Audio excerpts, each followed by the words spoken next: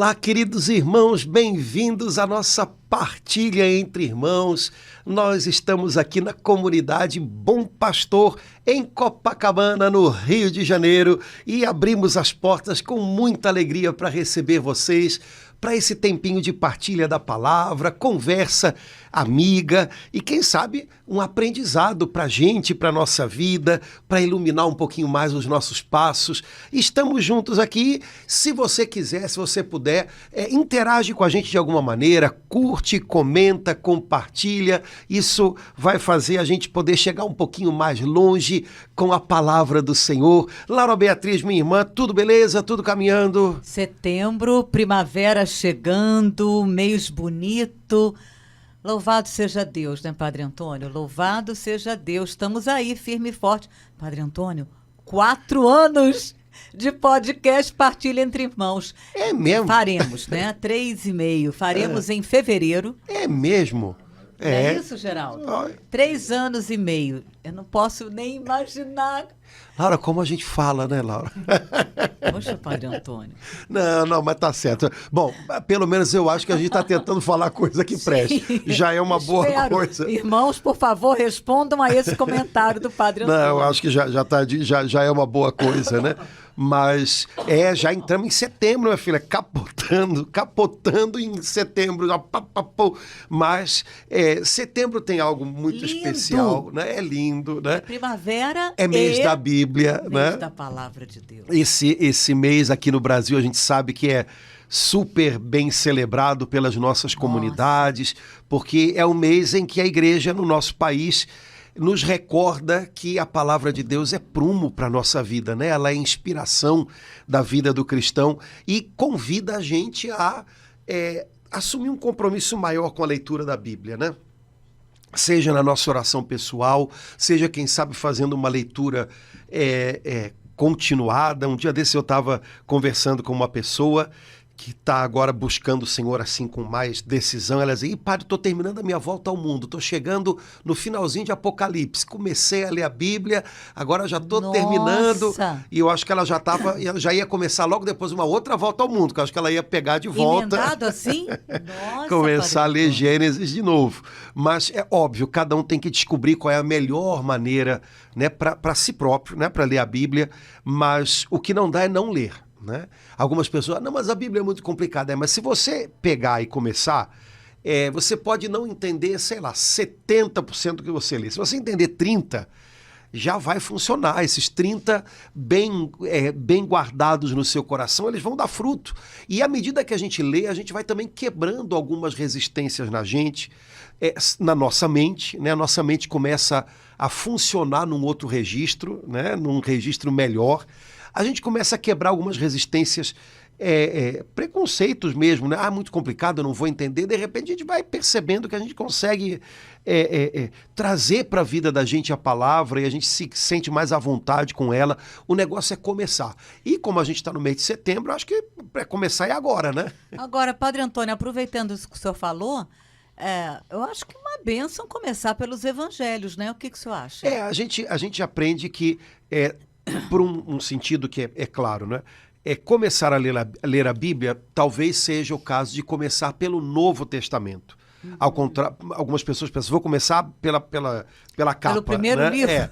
E aí, bom, você vai ter todo o Antigo Testamento pela frente, que exige mais atenção, mais paciência, que você lide com estilos de livros diferentes. A gente sabe que a Bíblia parece que é um livro só, porque ela está assim, encadernadinha, né, pra gente. Né? São vários livros. E cada livro tem o seu jeito de ser escrito e desperta na gente um tipo de leitura. No Antigo Testamento isso é mais evidente, talvez. Então pode ser um pouco mais exigente, né, cansativo para algumas pessoas. Então, como toda a Bíblia converge para Jesus, parece que a maneira mais simples de começar a ler a Bíblia é justamente pelo Novo Testamento. Como os evangelhos fazem a gente imaginar, né, Jesus caminhando sobre a terra, os milagres que ele realizou, as coisas que ele disse, talvez isso desperte na gente uma motivação maior. Então, talvez seja uma boa maneira, né? Vamos começar a ler a Bíblia pelo Novo Testamento, por um dos evangelhos, que pode ser Marcos, pode ser Mateus, que é o primeiro que aparece, né, na ordem que a gente tem na Bíblia hoje. Mas aproximar-se da Bíblia com esse coração, né? Não apenas como uma fonte de informações, mas como uma fonte de vida. Eu vou conversar com Deus por meio da minha Bíblia, eu vou falar com Ele, eu vou ouvi-lo, e isso vai trazer para mim inspiração, uma nova maneira de olhar a vida, de olhar os meus problemas, de olhar para mim mesmo. Então, ler a Bíblia com esse coração mais orante. É claro que à medida que a gente lê, a gente recebe informações, a gente percebe coisas que antes a gente não entendia, mas não ler a Bíblia apenas como uma fonte de informações. Agora eu sei isso, não. Mas permitindo que de alguma maneira ela leia a gente também e faça a gente perceber, nossa, isso é o que tem dentro do meu coração hoje, isso é o que Deus quer me ensinar hoje, e por aí vai. Então, essa leitura da Bíblia como como é que a gente pode dizer, uma caixa de ressonância do coração de Deus, de tal maneira que a gente pode ouvi-lo e que a gente pode falar com ele pelas palavras da Escritura, me parece que é uma maneira de ler que vai causar menos preocupação, né, naqueles que acham que não conseguem. Não, você consegue. Eu tenho certeza que Deus tem algo a dizer para você, para a sua vida, algo você vai descobrir a seu próprio respeito, lendo a palavra. Então, o negócio é começar, senão... Gostei dessa frase também, como é que é? Ler, deixar a Bíblia ler em mim. Eu vi essa frase num testemunho de um preso que começou a ler a Bíblia e depois de um tempo, depois de lê-la, escreveu, né, um testemunho dizendo, eu pensei que eu ia ler a Bíblia e descobri que foi ela que leu a mim. A Bíblia leu a mim, nossa. Né, a Bíblia me leu. Fica esquisito, né? Mas, quer dizer, a Bíblia fez uma leitura do meu coração. E aí eu percebi o que estava escrito nele. Né? Eu percebi o que estava escondido nele. E agora, né, com a ajuda de Deus, eu posso reescrever essa história. Né? Eu posso agora começar a escrever uma história diferente, nova, melhor, no meu próprio coração, com a ajuda da palavra de Deus. Que nesse podcast a gente possa deixar isso, né, para cada vez que a gente tomar a palavra, né, deixar a palavra de Deus, a Bíblia, ler o que está aqui dentro, nossa, e que a gente precisa saber, né, Padre Antônio? Exato. Para não continuar tropeçando, nem levar os outros a tropeçar com a gente. Exato. Aqui no Brasil, Laura, normalmente a CNBB propõe para os católicos um livro da Bíblia, ano, né, cada ano, né, para ser lido em comunidade. Normalmente um ano é um livro do Antigo Testamento, outro ano um livro do Novo Testamento. Esse ano é um livro do Novo Testamento, que, diga-se de passagem, é o livro, que é a carta de São Paulo aos Romanos. É um dos textos do Novo Testamento mais desafiadores e mais comentados. Eu que não sou, assim, vamos dizer assim, não é a minha praia, né, o estudo, né, da Bíblia, a minha área de teologia é outra, né? Eu não sou exegeta e tal. Eu olhei lá em casa, eu tenho 15 comentários à carta aos Romanos. Né? Nossa, Padre Então tem muito comentário à carta aos Romanos, porque me parece que é a carta na qual São Paulo condensa da maneira mais densa, né, o evangelho que ele anuncia, né, o modo como ele anuncia o evangelho. Mas é claro, né, a CNBB, quando propõe a leitura do livro, não propõe que a gente chegue no final do mês sabendo todas as sutilezas do estudo teológico, né? Nem tem como.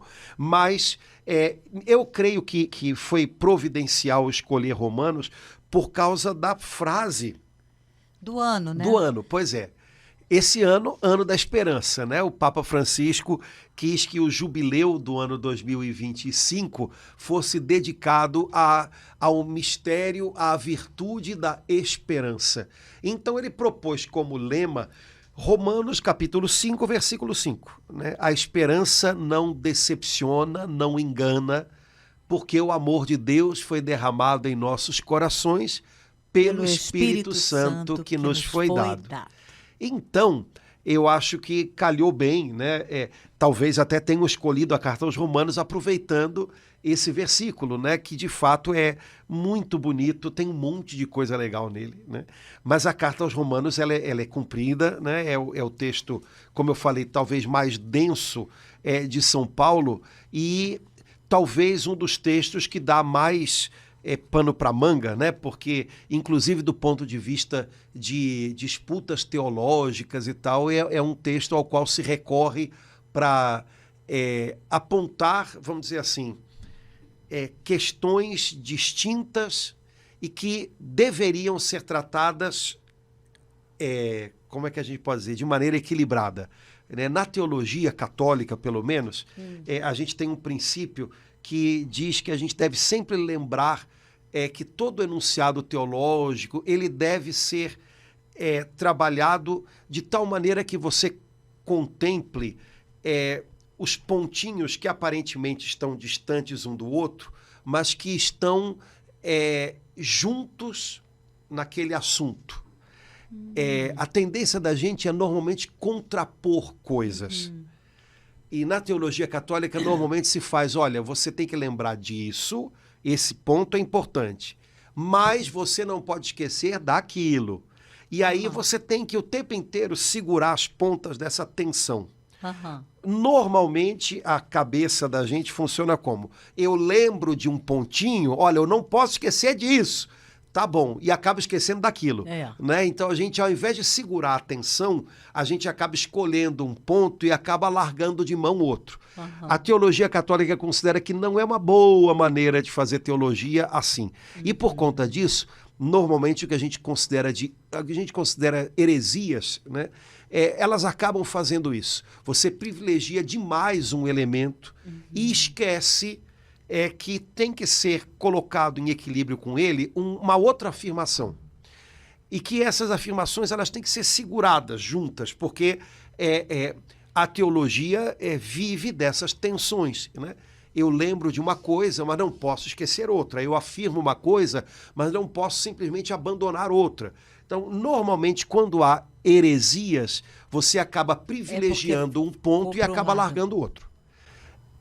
Isso, na carta aos Romanos, na maneira como se lê, pode acontecer com uma certa facilidade, e aconteceu. Então, é um texto bastante desafiador, mas não é o caso para a gente aqui, não estamos querendo resolver problemas de teologia aqui, alguns deles com mais de 500 anos, então quem criou os problemas que resolva, né? Mas só lembrando um pontinho antes da gente voltar para o capítulo 5, versículo 5, né? Na carta aos Romanos, São Paulo lembra para a gente algumas coisas muito legais. Então, duas coisas assim que eu acho que seria bom a gente perceber. Primeiro, Jesus tem a ver com todo mundo. São Paulo, na carta aos Romanos, ele mostra que seja judeus, seja gentios, que são as pessoas que faziam parte de outros povos não judeus, ou seja, pessoas que faziam parte de povos que não tinham uma aliança com Deus, que na maioria das vezes não criam num Deus único e não adoravam esse Deus único. Todas as pessoas do mundo inteiro podem ter acesso a Deus, porque em Jesus ele veio ter conosco. Oh, glória! E em Jesus ele se deu, ele se apresenta, ele estende a sua mão a todos os homens, judeus e gentios. Nós somos gentios, né? Bom, então a primeira coisa, eu acho que isso a gente nunca vai agradecer o bastante a São Paulo. Lembrar para a gente que a humanidade, ela é uma grande família solidária, ou seja, nós somos solidários no pecado porque nosso primeiro pai, Adão, rompeu a comunhão com Deus e nos arrastou a todos a essa vida longe da comunhão. Nós somos solidários a ele nisso. E, por outro lado, Jesus, o Filho de Deus, se fez homem, se fez nosso irmão. E como São Paulo diz em vários lugares das cartas dele, Jesus se tornou o novo Adão, ou seja, o começo de uma humanidade agora reconciliada com Deus. Uma humanidade a quem Deus estendeu a mão e ofereceu de novo comunhão, para que nós possamos estar nele e com ele através de Jesus. Então, São Paulo lembra, olha, esse evangelho, essa notícia que eu tenho para contar para vocês é para todo mundo. É uma boa notícia que interessa a todos, importa a todos. Por isso, precisamos levar essa notícia ao mundo inteiro. Se São Paulo tivesse alertado a gente menos a respeito disso, talvez alguém poderia pensar, bom, nós somos de origem judaica, vamos ficar só entre nós aqui judeus mesmo? Porque, afinal de contas, a gente já conhece o Antigo Testamento, as promessas de Deus, a gente sabe quem é Jesus, afinal, ele nasceu no nosso povo, então vamos ficar entre a gente mesmo, que já está de bom tamanho, né? Ou alguém poderia pensar, não, talvez Jesus tenha sido importante há 2000 anos atrás, mas hoje a gente já superou isso, e Paulo diz, não. Uhum. Jesus importa aos homens de todos os lugares, em todos os tempos. É porque o coração de todos os homens, ele tem uma ferida que precisa ser sarada. E essa ferida, ela é sarada por Jesus. É a ferida do nosso afastamento de Deus, do nosso distanciamento de Deus e do nosso egoísmo, do nosso pecado. Portanto, Jesus veio para todos os que têm essa ferida profunda no coração. E não importa em que ano você nasce, não importa em que lugar do mundo você nasça, todos nós precisamos ser sarados disso. E então, portanto, o que Jesus veio fazer deve ser contado a todos, e todos devem ter a chance de se encontrar com ele, ou pelo menos de se confrontar com ele, para dar a ele o seu sim ou não. Então é a primeira coisa que eu acho que é legal na carta aos Romanos. São Paulo faz com que a gente perceba que todos nós precisamos de Jesus, né? Não tem alguém que precisa e outro que não precisa, não. Alguém que precisa mais e outro que precisa menos. Todos nós precisamos de Jesus. E a segunda coisa que eu acho que ele afirma com bastante clareza é que a nossa salvação, ela é, acima de tudo, em primeiro lugar e para sempre, um presente. Ou, na linguagem que ele usa e que a gente se acostumou no nosso meio cristão, é uma graça. Quando São Paulo fala de salvação, redenção, ele usa palavras que talvez hoje para muitas pessoas sejam difíceis de entender, mas vou usar uma palavra que não é sinônimo, mas que pode ajudar a gente a entender um pouquinho o que ele está dizendo. São Paulo está dizendo que a nossa realização, a gente só vai ser tudo aquilo que a gente pode ser, que Deus sonhou para a gente, porque isso é possível por meio da graça de Deus. Ou seja, o homem só se realiza plenamente, não pelas coisas que ele é capaz de alcançar e fazer com as suas próprias mãos, mas o homem se realiza, o homem é preenchido, né, no seu potencial, naquilo que é o mais íntimo e profundo dele, na medida em que o homem recebe algo que vem de Deus. Ou seja, aquilo que é a nossa identidade mais profunda é de pessoas feitas para a comunhão, e a comunhão com Deus. E se a gente está falando de comunhão com Deus, que não é alguém da nossa altura, mas que é muito maior, isso só pode significar que ele oferta isso. Então o ser humano só se realiza quando ele descobre e quando ele acolhe essa graça, essa boa notícia. A minha realização tem a ver com receber, mais do que com eu vou fazer acontecer. Isso num tempo e num mundo onde parece que o tempo inteiro a gente acha que a nossa realização tem a ver com a quantidade de coisas que a gente faz, ou com o que a gente consegue produzir, é uma confrontação e tanto, né? Eu sou salvo porque alguém me alcança, alguém me encontra. Eu sou salvo porque alguém me ama e de graça vem ao meu encontro. Isso soa talvez ao mesmo tempo complicado e talvez libertador. Afinal de contas, eu não preciso passar, desculpa a expressão, né, que talvez é grotesca, eu não preciso passar a vida inteira como o cachorro correndo atrás do rabo, sabe? E não alcança nunca. Em Jesus, Deus me alcança. Deus me alcançou. E o grande segredo é acolher isso. Por graça, nós somos salvos, né? Descobrir isso talvez seja talvez um convite de Paulo na carta aos Romanos, né? O que você pode ser de melhor, o seu destino mais bonito tem a ver com acolher, mais do que com produzir, ou você vai fazer, você... Em primeiro lugar, acolha que você é amado por Deus, que o melhor da sua vida é o que você recebe e não o que você produz. E a partir daí, você vai reconstruir tudo e vai fazer muita coisa boa, mas vai ser o fruto disso. Então, acho que essas duas coisas bastam para a gente ter uma visão assim, né, muito en passant da carta aos Romanos, né? Todos precisamos de Cristo. A boa nova é para todos. Temos uma boa notícia que é para todos os homens de todos os tempos, em todos os lugares. E o segredo, né, a grande notícia é: você não vai ser salvo simplesmente porque você vai construir uma torre até o céu, que é o grande, né, problema do ser humano desde a Torre de Babel, né? Mas você é salvo, você vai ser realizado porque o céu, né, jogou uma escada até aqui, né? Jesus desceu por ela e agora dê a mão a Ele, acolha a Ele e você vai ter uma vida restaurada e vai ter uma vida na qual você vai poder se tornar tudo aquilo que Deus sonhou para você. Padre Antônio, essa visão, esse pequeno resumo que o senhor fez da carta aos Romanos, ela dá para rever assim a nossa vida cristã, a nossa espiritualidade, como a gente está, né, vivendo a nossa vida de cristão, de católico na igreja, né? Porque eu percebo assim na gente muitas vezes o contrário, né?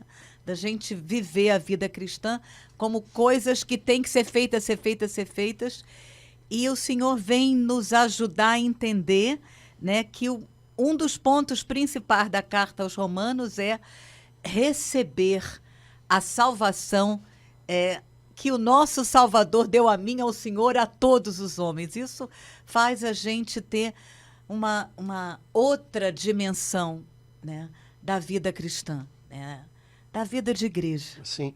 No fundo, lembrando sempre que aquilo que a gente pode fazer vai ser sempre uma resposta, fruto, né, ao amor que é dele, a iniciativa é sempre dele, né?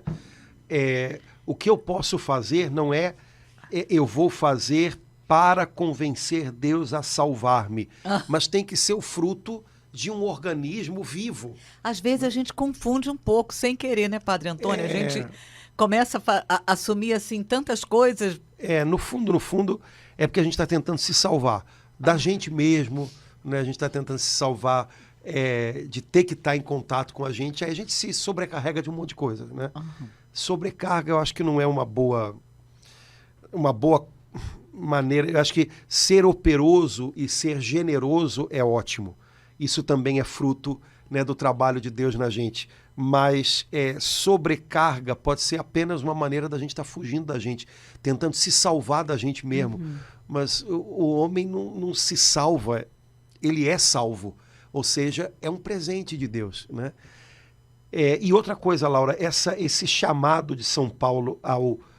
Vamos dizer, usando uma palavra bonita, mas eu acho que fica clara, né? Essa lembrança de São Paulo do universalismo cristão. Ou seja, o evangelho de Jesus deve chegar a todos. A todos. Né? Também é um convite para que a gente seja missionário, evangelizador.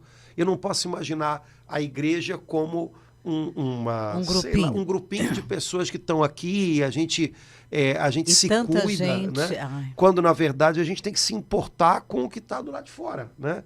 E como é que eu posso estender a mão e como é que eu posso anunciar o evangelho para esses que estão aparentemente, né, distantes, mas que talvez estão do lado da gente, né?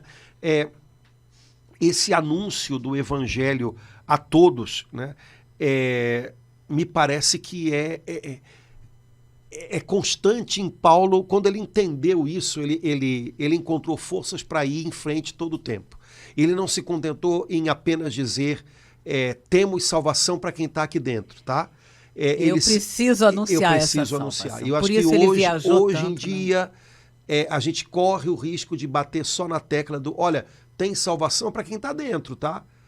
Tá bom, mas então isso deveria gerar em nós uma preocupação com quem está fora. E o que a gente está fazendo por esses que estão fora? E o que a gente está dizendo para eles? E como tem sido o nosso testemunho para eles, né? Porque senão, em alguns ambientes, eu tenho até a impressão de que o pessoal fala esse tipo de coisa quase como que com um certo prazer e não com uma certa preocupação. Tem salvação para quem está dentro, tá? E você que está fora, ó, lamento. Não é isso. Tem salvação para quem está dentro? Tem, o que não significa que você está automaticamente pronto, né? Mas, então, eu tenho que olhar para quem está fora. E com amor, e com generosidade, e com paciência, fazer um caminho com quem está fora, né, para convidá-lo. Olha, vamos caminhar juntos e vamos mergulhar no Evangelho, vamos fazer parte dessa nova humanidade que Jesus inaugurou e que já está aqui, ó, é a igreja, é a família de Deus, vamos lá. Mas, não, se eu só digo, não, quem está dentro, né, tem salvação à sua disposição, logo você que está fora, você que é de outro caminho, você que não é de caminho nenhum, se eu olho quase que digo, você está frito, meu Deus do céu, eu não entendi nada do que Paulo talvez esteja tentando ensinar para a gente, né? O cristianismo, sempre que ele corre o risco de ser entendido, ou nem sempre entendido, mas vivido como um luxo de poucos, ele acaba pisando no próprio pé, né? Ele acaba se perdendo, né? O cristianismo não nasceu para ser uma seita de poucos escolhidos e poucos perfeitos e poucos, né? O cristianismo nasceu como uma boa notícia, em primeiro lugar, para ser anunciada. E essa boa notícia sendo anunciada, gerando frutos, tem um nome: igreja. Igreja é a boa notícia sendo anunciada. E igreja é a boa notícia sendo anunciada e gerando frutos, ou seja, se tornando uma comunhão. Igreja não pode ser uma seita de alguns poucos, estamos dentro, estamos a salvo, vocês estão fora, né? Então, cuidado com isso, né? Para não criar, às vezes, até por uma preocupação com a identidade da gente que está dentro, mas não transformar isso num empecilho para a evangelização. Atenção. Né? Então, sem entrar muito nisso, mas atenção com isso. Né? Então, a Carta aos Romanos, me parece que esses dois elementos, a gente lembrando deles, a gente consegue navegar dentro dela. Possivelmente não entendendo tudo, porque São Paulo está lidando com problemas próprios do tempo dele, que estavam na cabeça de judeus e gentios do tempo dele. São Paulo usa uma linguagem que é muito devedora do mundo, vamos dizer assim, da mentalidade do homem bíblico, que não é a nossa, então a gente tem que fazer todo um esforço para entrar também nessa linguagem. Mas eu acho que com essas duas ideias, assim, mais ou menos em vista, a gente consegue navegar um pouquinho na Carta aos Romanos. Padre Antônio, para mim, assim, enquanto o senhor falava, eu só me lembrava não é o tema do mês da Bíblia, é Romanos 10:10, mas, assim, isso que o senhor falou, né? Que São Paulo, na Carta aos Romanos, ele torna Jesus acessível a todos, e não apenas um grupinho, né?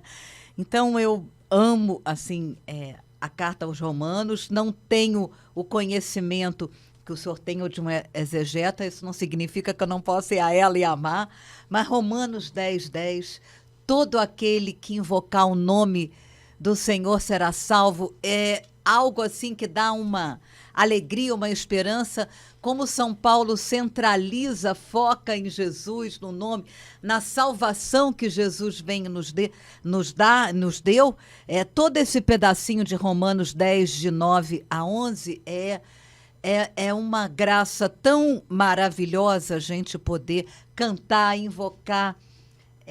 No início da renovação, isso era tão comum, a gente chamar Jesus de Senhor, e invocar o nome Jesus, né, que significa salvação. Então, assim, enquanto o senhor falava, eu só me lembrava desse pedacinho de Romanos. Vou chamar a atenção, aí já vou falar né, de maneira menos prática, quer dizer, é prática, mas de maneira mais...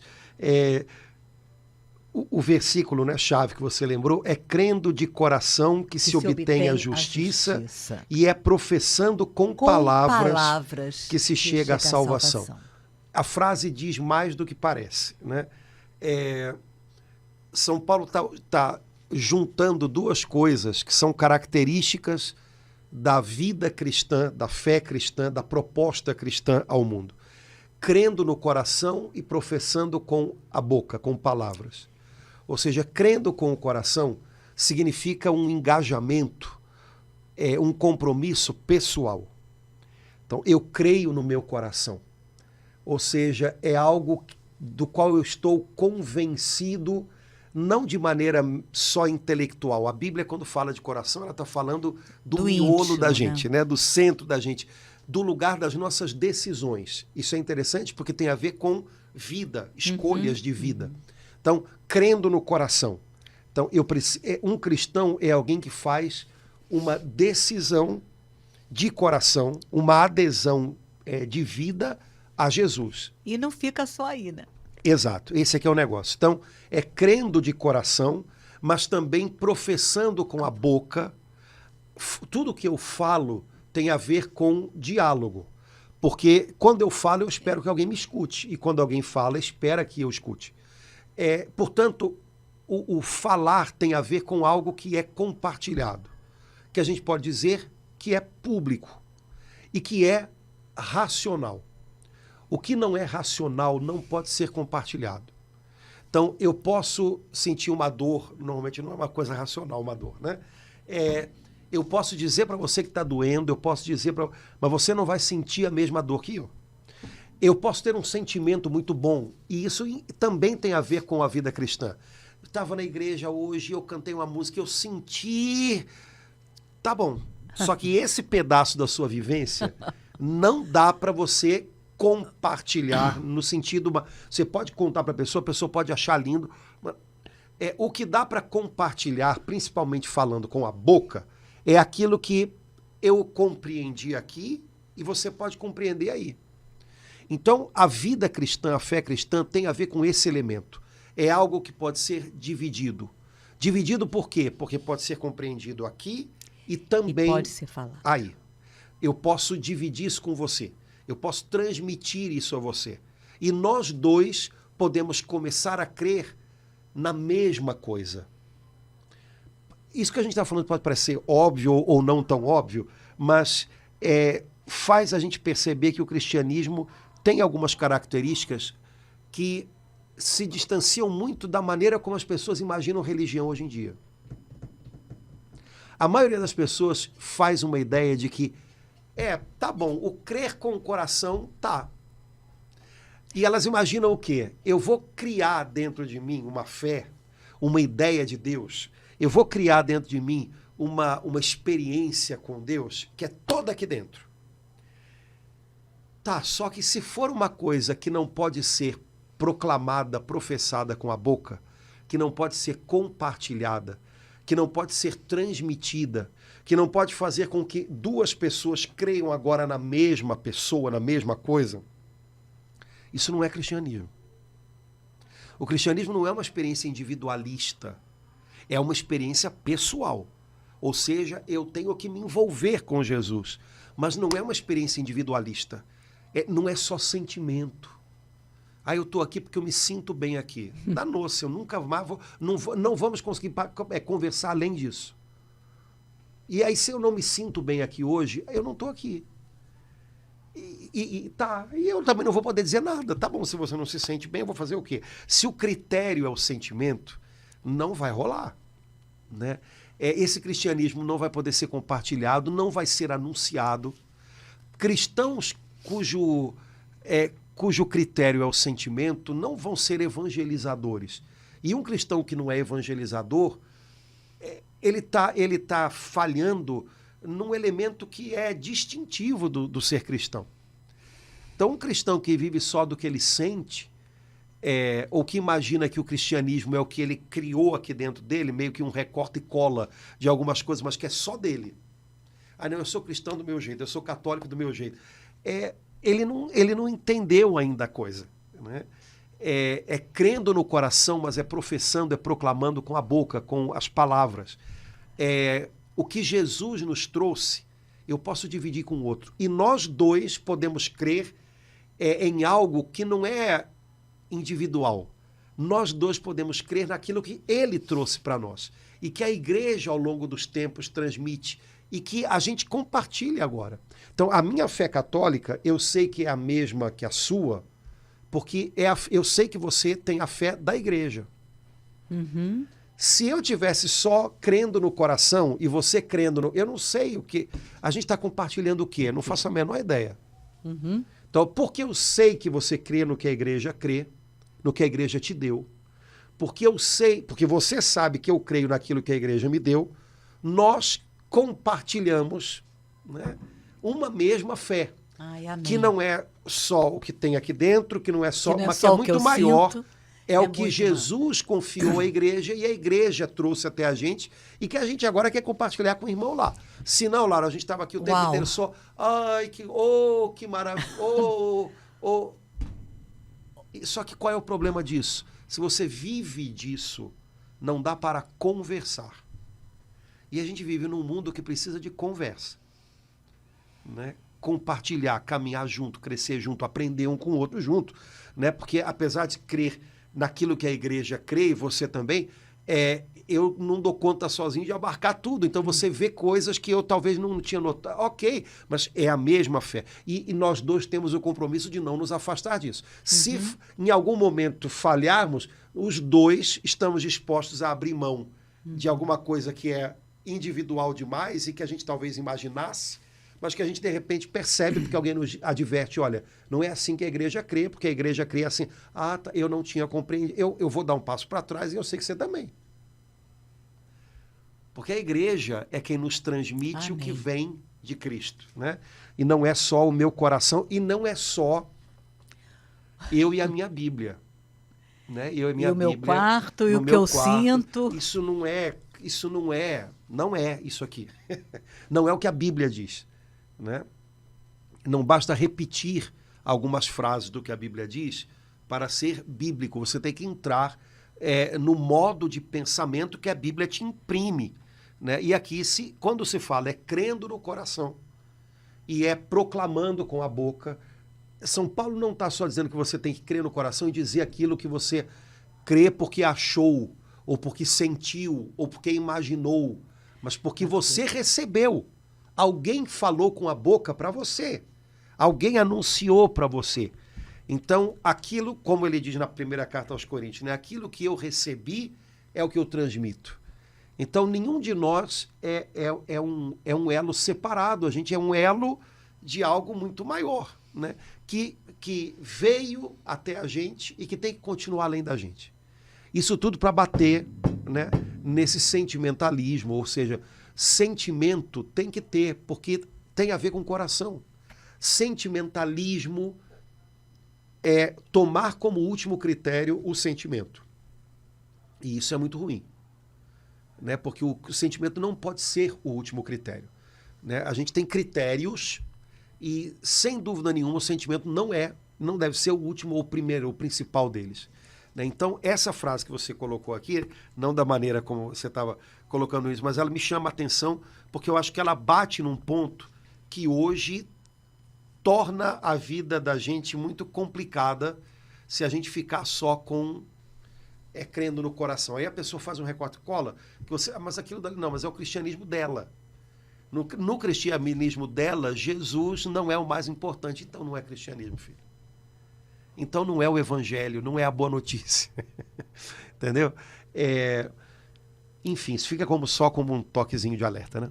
E, Padre Antônio, e o Romanos 5,5 foi muito bom o senhor falar isso, porque a gente confunde a esperança como sentimento, né? E a esperança não é um sentimento. A gente confunde fé. A esperança não engana, a esperança não decepciona. Não é um sentimento, eu estou esperançada hoje. Não, detalhe, São Paulo, ele apresentou para a gente aquele trio, né, que é o fio condutor da vida cristã: fé, esperança e caridade. A gente pode imaginar essas três coisas como um sentimento. Eu hoje estou com tanta fé, amanhã não estou com fé. Hoje eu tenho esperança, acabou a minha esperança. Hoje eu estou amando, tenho amor, que é caridade. Não, hoje eu não estou amando. Esperança não engana, é a esperança que o Espírito Santo infundiu na minha alma. Esse é o negócio. Não engana, a gente pode usar palavras imaginando que elas têm o sentido que a gente tem na cabeça. Vamos pegar a frase toda, né? Vamos. Romanos 5,5. A esperança não engana ou não decepciona. Porque o amor de Deus foi derramado em nossos corações pelo Espírito Santo que nos foi dado. Bom, normalmente, Laura, a gente identifica esperança simplesmente com alguma coisa que está lá na frente e que eu gostaria que acontecesse. Um dia acontecer. Na Bíblia, é isso e não é só isso.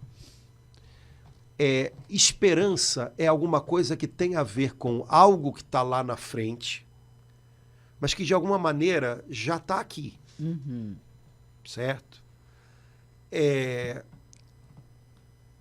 Esperança tem a ver com algo que eu desejo ver um dia plenamente realizado, mas de algum modo isso já está aqui dentro, me fecundando, né? Do ponto de vista humano, isso não é uma coisa tão ilógica, porque um sonho, que do ponto de vista humano é o que tem a ver com esperança, né? Um sonho que eu desejo realizar e que não está realizado, ele influencia o meu agora.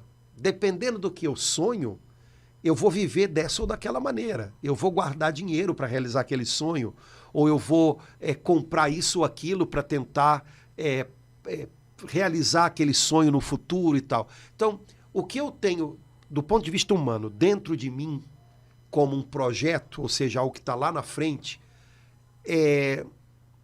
imprime algo diferente no meu agora. Né? Só que do ponto de vista da fé, do ponto de vista cristão, isso é mais denso, é mais profundo. Porque aquilo que eu espero um dia viver lá na frente não interfere no meu agora só porque muda o meu modo de me comportar, muda. Mas porque aquilo que eu desejo viver um pouco, aquilo que eu desejo ver lá na frente, de algum modo já me foi dado por Deus agora. A esperança não decepciona porque o amor de Deus já foi derramado agora pelo Espírito Santo que mora em mim. Então, esperança não tem a ver só com um futuro que parece longe do agora, mas esperança tem a ver com algo que já está aqui agora e vai permanecer para sempre. Uhum. No futuro vai desabrochar em plenitude, mas já está aqui. Esperança não tem a ver com algo que vai acontecer totalmente diferente do que eu já tenho agora. Esperança tem a ver com algo que já carrego em mim, mas que vai permanecer depois que todas as coisas que tiverem que passar, tiverem passado.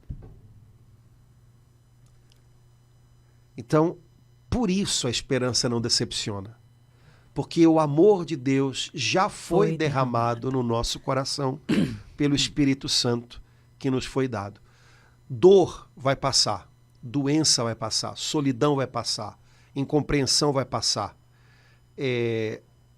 As coisas que parecem importantes para esse mundo vão passar.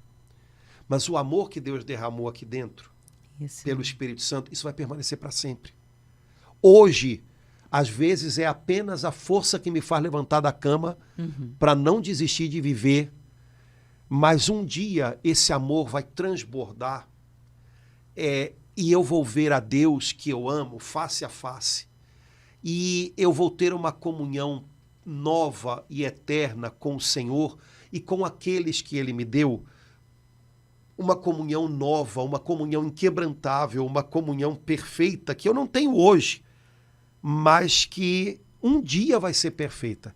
Eu já tenho alguma comunhão com o Senhor hoje, eu já tenho uma comunhão com você hoje, com o Geraldo hoje, mas um dia, na eternidade, quando tudo que tiver que passar, tiver passado, isso que tem que permanecer, que é o amor de Deus derramado no nosso coração pelo Espírito Santo, vai se tornar perfeito, vai se tornar manifesto. Então, a nossa comunhão com Deus e a nossa comunhão uns com os outros vai ser irretocável. Isso é a nossa esperança. Não é um sonho qualquer, não é uma utopia qualquer, mas é algo que já está aqui, já é real hoje, já está mudando um pouco a vida da gente hoje, mas que vai permanecer. E quando permanecer, além de todas as outras coisas, vai se mostrar mais forte do que a morte.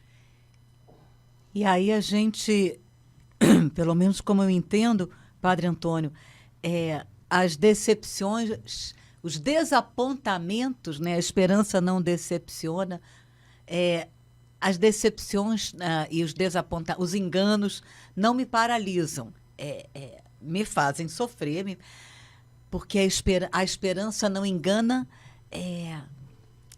a esperança cristã é muito maior do que os desapontamentos do dia a dia, né, Sim. Padre Antônio?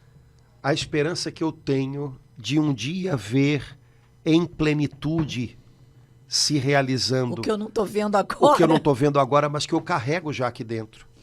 Essa não me engana. Mas então eu tenho que ser alguém muito confiante naquilo que eu carrego aqui dentro. Que não sou só eu, que não são as minhas possibilidades, mas que é o amor de Deus derramado pelo Espírito Santo. E aí a gente volta à ideia principal da carta aos Romanos. Eu tenho que estar, entre aspas, convencido de que Deus já derramou aqui dentro um amor, de que Deus já infundiu dentro de mim o seu Espírito Santo, de tal maneira que eu não vou me enganar se eu confiar nesse amor. Eu não vou me enganar se eu for conduzido pelo Espírito Santo, mesmo no meio das decepções da vida, porque eu sei o que eu carrego aqui dentro. Oh, glória. Um cristão é alguém que vive de fé, né? São Paulo não diz isso, vivemos não daquilo que vemos, mas daquilo que cremos, né? Então, eu estou convencido, eu sei, eu creio naquilo que eu carrego dentro, que não são só as minhas possibilidades, que não é só o meu desempenho, a minha performance, mas que é o amor de Deus que renova tudo, é o Espírito Santo que santifica tudo e que um dia vai prevalecer sobre todas as coisas que vão passar, inclusive as decepções que a vida me traz, né? Mas um cristão tem que estar lembrado o tempo inteiro disso, né? Como diz São João na carta dele, né? Maior é o que está em nós do que tudo aquilo que está no mundo. Então eu sei que eu carrego em mim algo que é maior do que aquilo que eu consegui ou não consegui fazer, né? Hoje em dia se fala muito de performance, né? Como é que é a performance dessa pessoa no trabalho? Pois é, então, eu posso talvez no meu trabalho, para ter que fazer uma prova ou para poder ser promovido, eu posso ter que ser a pessoa da performance nota 1000. Mas a gente sabe que na vida não dá para ter essa performance nota 1000 em tudo, o tempo inteiro. A gente vai falhar, a gente não vai dar conta. Só que a esperança não decepciona, porque o amor de Deus foi derramado, né, nos nossos corações. O Espírito Santo já habita aqui. E o Espírito Santo não vai passar. O Espírito Santo não vai fracassar. O Espírito Santo não é um engano. Ele não vai me enganar, entendeu? Então, eu posso confiar nisso, mesmo vivendo aparentes fracassos. Né? Laura, não sei se você lembra daquele livro Rogai por Nós, que eu, né, eu gosto muito daquele livro. Edições Paulinas, vale a pena. Não, é a editora Paulus. Vale a pena, é um livro que conta histórias de santos incríveis. Acho que tem uns 40 veneráveis servos de Deus e santos ali. E incrível, porque vários desses santos, do ponto de vista humano, fracassaram. Ou seja, eles tiveram planos, eles tiveram ideias que não conseguiram realizar. Um queria evangelizar o povo dele, morreu. A outra queria ser freira, não pôde. Meio que mostrando isso, que o cristianismo não veio para trazer uma ilusão que engana. Olha, você vai se tornar cristão e tudo vai ser do jeitinho que você sonhou e imaginou. Não é isso, porque, olha, ainda que aparentemente seja um fracasso, a única coisa que não pode fracassar é o amor que Deus derramou em você. Deixa Ele te conduzir, deixa Ele encher o teu dia a dia, crê nele, confia nele, e aí você não vai ser enganado, porque o amor de Deus, pelo Espírito Santo derramado em nós, Ele não te engana, Ele é o motivo da tua esperança. Eu sei que falar essas coisas às vezes pode ficar parecendo meio pesado, mas é porque a gente tem uma ilusão de ótica muito grande, a gente tá sobrepondo demais um discurso humano sobre expectativas, projetos com a esperança cristã. E aí, cara, quando as nossas expectativas quebram a cara da gente, porque elas às vezes teimam em fazer isso, a gente imagina, pronto, Deus falhou, porque a gente acha que ele tem compromisso com as expectativas da gente, né? Quando, na verdade, Deus tem que ser maior do que as minhas expectativas e tem que ter compromisso com algo que seja maior do que elas.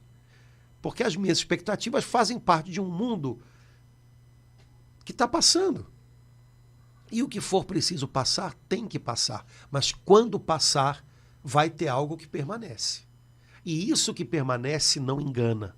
Então, o que a gente faz, o que a gente vive, vamos tirar a palavra faz, porque a gente, né, o que a gente vive é impulsionado por esse amor de Deus derramado em nós, isso vai durar para sempre. Isso a gente vai carregar para sempre. E isso a gente vai ver que valeu a pena. Não foi um engano. Né? Então, Laura, eu acho que uma das coisas que talvez a gente precisasse pedir ao Senhor Senhor, ajuda a gente a não ver as coisas embaçadas, né? Misturando coisas que são passageiras, meramente humanas, com aquilo que é divino, com aquilo que é de fato o que conta para o Senhor. Porque quando a gente faz essas coisas subirem uma sobre a outra, a gente pode correr o risco de confundir o cristianismo com alguma forma de, sei lá, de um humanismo de não bom. De um projeto humano, né? Entendeu? Que se resume só ao que o ser humano é capaz de fazer com as próprias mãos. Só que a vida, a eternidade, é muito mais do que a gente é capaz de fazer só com as mãos da gente. E se a gente esquecer disso, talvez a gente esqueceu a parte mais importante da carta aos Romanos. Então, repensar as coisas, mas com o olhar de Deus, com essa visão da fé que São Paulo tenta imprimir para a gente nesse livro tão precioso e tão denso do Novo Testamento, que é a carta aos Romanos. E que a igreja nos convida a ler, né, Padre? Padre Antônio, nesse mês de setembro, começando, né, com esse versículo que o Papa Francisco escolheu, eu acho que eu quero aceitar esse convite, ler essa carta aos Romanos durante esse mês e deixar que o Espírito Santo, que não engana, possa vir me ajudar. Às vezes a gente tem uma ideia de achar, não, isso é coisa para padre, eu não tenho teologia, não tenho... Mas o Espírito Santo, Jesus falou, nos ensina todas as coisas. Né? Exato.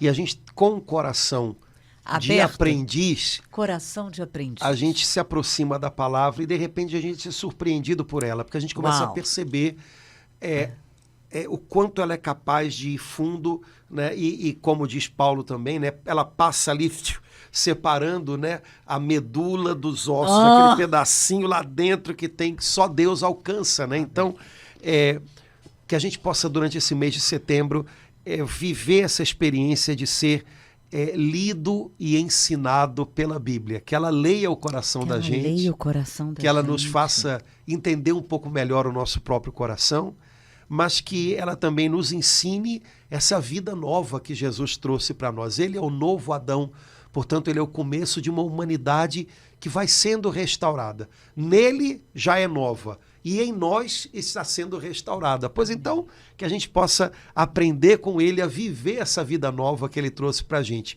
Acho que é um desafio bom para a gente abraçar no nosso mês de setembro. Amém. Beleza? Sem medo de ler Romanos. Não, coragem, vamos lá.